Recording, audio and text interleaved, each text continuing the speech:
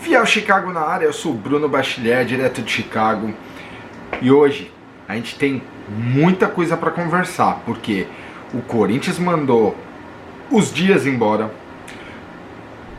quase fechou com o Tite, tava para anunciar e de repente ele teve uma crise de ansiedade. Tá muito perto de anunciar Dorival, mas será que assina? Ou é melhor a gente começar já a pensar em outros nomes? Gente, esse timão tá dando o que falar. Muita notícia, muita coisa para debater. Afinal, passando os jogos, o último jogo a gente ganhou de 2-1 do Sport no Brasileiro. Agora falta a gente acertar o técnico.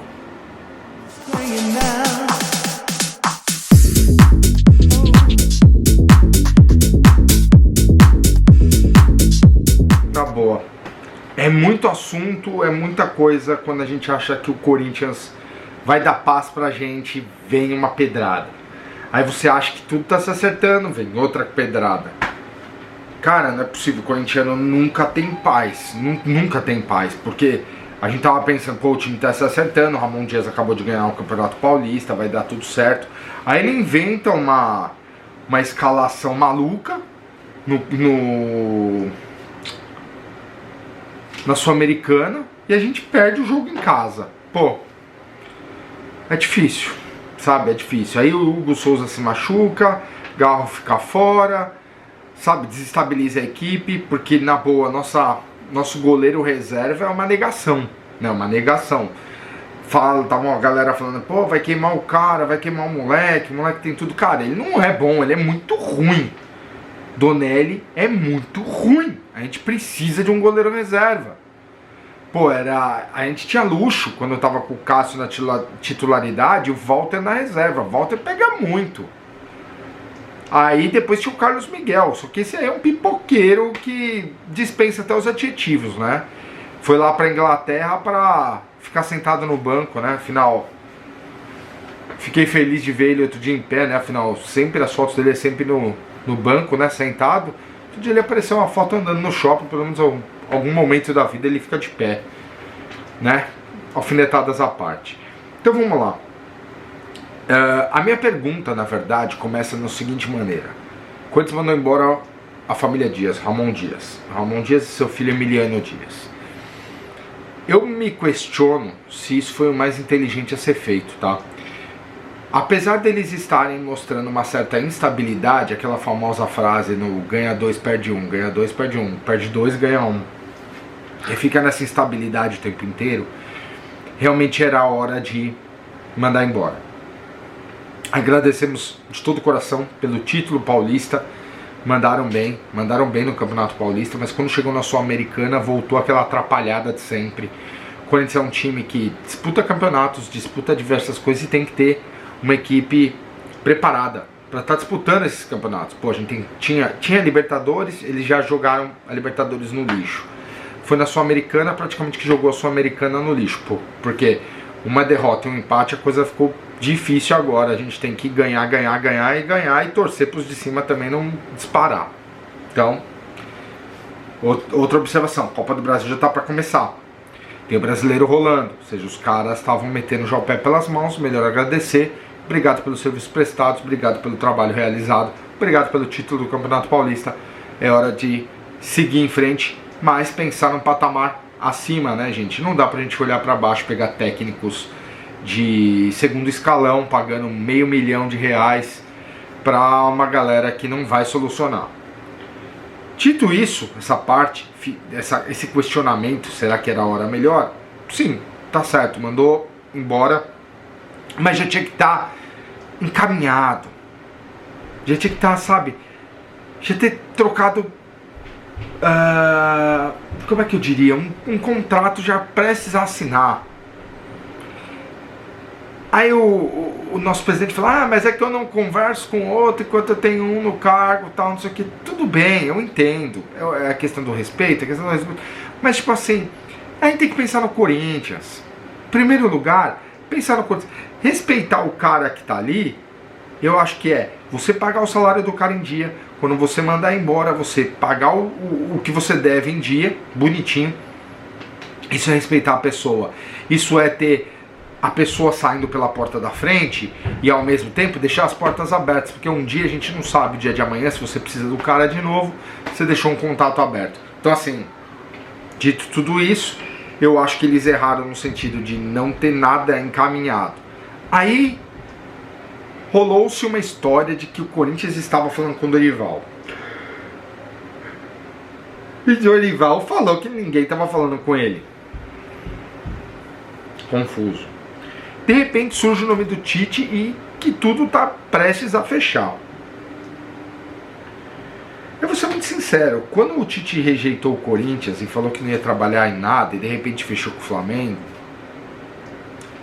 cara, falando sinceramente, gente, como profissional, tá? Como profissional. Eu acho que ele vislumbrou naquele momento um Corinthians muito tumultuado, muito cheio de dívida, muito enrolado, muito cheio, sabe, confuso, muito confuso. E um Flamengo lotado de craque, lotado de dinheiro. Pô, que pessoa em sã consciência não preferiria contratar não, assinar o contrato com o Flamengo do que no Corinthians? Não tinha nem o que pensar. Ele fez certo, profissionalmente falando, ele fez certo, tá? Temos que admitir que o Corinthians era uma bagunça e realmente não inspirava nenhum pingo de confiança para se trabalhar. Dito tudo isso, por que ir atrás do cara de novo? Sabe, ficou uma situação estranha, porque a gente esperava o cara vir para ajudar, porque ele estava num momento delicado, e ele negou. Só que não foi a primeira negação. Ele já tinha negado antes, depois negou agora, entendeu? E aí você vai de novo, aí supostamente está tudo certo, supostamente, por umas imagens que saiu de um grupo do Telegram, de um dos familiares ali do Tite, se eu não me engano é a mulher do filho dele, postando foto da mala aberta e tal, e dizendo que estava prestes a vir para São Paulo. E que tudo foi frustrado e tal, que eles estavam chateados por não ter dado certo, que é tudo que eles queriam, eles estavam só esperando, até que teve essa crise de ansiedade do Tite na noite anterior e eles cancelaram tudo. Na boa, crise de ansiedade.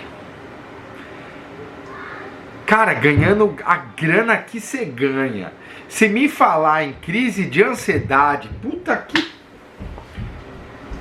Tem que se segurar para não falar uns palavrão aqui, viu? Porque, cara, você é um merda, velho. Crise de ansiedade, ganhando milhões, velho. Eu que não ganho nem, putz, nem um décimo do negócio, vou ter que passar por isso. Acreditar nisso, ouvir isso, pensar nisso. Pelo amor de Deus, gente, é muita brisa, é muita loucura. E falando nisso, poxa, os caras cagaram, entendeu? Vem nessa paulada aí de crise de ansiedade. Meu amigo, com a grana que você ganha, toma um remedinho e siga a bola pra frente. Cara, com a grana que você ganha, dá pra ter uma crise de alegria. Eu teria uma crise de alegria. Mesmo com toda a pressão, com tudo. Poxa, pelo amor de Deus, cara. Viu que esse papo furado de crise de ansiedade. Mas tudo bem. Ah, tem que respeitar a doença moderna. Putz, que baita frescura, né, gente? É frescura no... Pula, né? Porque assim, se vocês pensam diferente, por favor, deixa aí nos comentários. Aí vem a pergunta: Dorival Júnior é a solução? O Corinthians começa a conversar com o Dorival. Aparentemente Fabinho Soldado foi lá pra Floripa para conversar com ele, apresentar uma proposta, etc, projetos, etc. Eu sinceramente eu gosto do Dorival, eu gosto da ideia. Eu vi os trabalhos dele, seja lá no São Paulo, no Flamengo ele mandou muito, e eu não entendi até hoje porque a Urubuzada não assinou com o cara, porque não renovou com o cara, mas anyway, problema de cada um. Dorival Júnior tá quase, tá por um triz para assinar. Espero que assine, espero que a gente possa dar essa notícia, espero que a gente veja isso em breve, porque de caso contrário, qual técnico você apontaria para quando contratar? Teve amigos que me falaram, Mano Menezes, eu falei, você tá de sacanagem, Mano Menezes, pelo amor de Deus, nunca mais, né? Aí me falaram, Silvinho pra mim não rola. Lisca doido. Crespo. Algum treinador português? Eu diria tá? Eu tenho uma ideia, eu pensaria diferente fora da caixinha, fora do que foi feito até hoje no futebol. Eu correria atrás de algum técnico, tá? Eu assisti um seriado, para quem não assistiu, corre lá no Netflix, tem um seriado chamado La Liga, onde você vê o trabalho das equipes da Liga Espanhola, né, do Primeira Divisão, Barcelona, Real Madrid, etc, e todos os outros times. Você vê que tem muito técnico bom ali, muito técnico bom. Eu acho que um técnico espanhol seria sensacional, porque a língua não é tão diferente, não é tão difícil de entender, como um português de Portugal também não é difícil de entender. Mas eu acho que seria uma bela acerto trazer um técnico, por exemplo, que já tem atuado na La Liga, nos times da primeira divisão, claro. É uma ideia que fica aí para os nossos dirigentes. Claro, os rivais vão acabar vendo e vai pensar nisso também. Mas olha, La Liga é um lugar ideal também para a gente caçar técnicos, além de jogadores, que olha, tem muito nego bom lá, que eu acho que dá um caldo vir para cá e dá para formar um time animal. Óbvio, é diferente de imaginar, é uma das ligas mais caras do mundo, é difícil de imaginar como trazer um profissional dessa liga para divisão brasileira. Mas isso aí fica como ideia, fica como assunto pra gente discutir aqui nos comentários. Agradeço você que ficou até o final do vídeo, deixa aquele like, se inscreve no nosso canal para ajudar a dar aquela força pra gente crescer aos poucos.